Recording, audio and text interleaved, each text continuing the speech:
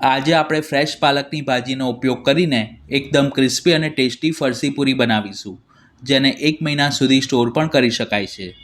તો સૌ પ્રથમ લોટ બાંધવા માટે 1 કપ ચાળેલો મેંદો, 2 ટેબલસ્પૂન બારીક રવો અથવા તો સોજી અને 1/4 કપ બેસન લીધું છે.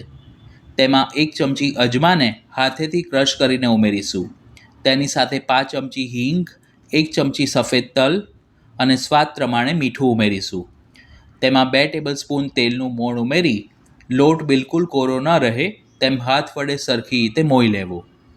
પછી તેમાં અડધો કપ ફ્રેશ પાલકની ભાજીની પ્યુરી થોડી થોડી કરીને ઉમેરતા જવું અને મધ્યમ કઠણ લોટ બાંધવો. 100 ગ્રામ પાલકની ભાજીના પાનને ધોઈ તેમાં 2 નંગ લીલા મરચાં, આદું અને થોડું પાણી ઉમેરી મિક્સરમાં બ્લેન્ડ કરીને પ્યુરી બનાવી હતી. લોટ બાંધ્યા પછી તેને ઢાંકીને 10 મિનિટ માટે મૂકી રાખવો. પછી થોડું તેલ ઉમેરી કેળવીને તેમાંથી આ રીતના નાની સાઇઝના લુવા બનાવીશું. લુવાને આદળી ઉપર મૂકી પાતળી પૂરી વણી લેવી. તળતી વખતે પૂરી ફૂલે નહીં તેના માટે કાંટા ચમચી વડે પ્રિક કરીશું. બધી જ પૂરી વણી લીધા પછી તેને મધ્યમ ગરમ તેલમાં મધ્યમ આંચ પર બંને બાજુથી ક્રિસ્પી થાય ત્યાં સુધી તળી લેવી. એક બેચ પૂરીને તળવામાં 2.5 થી 3 મિનિટનો સમય લાગે છે.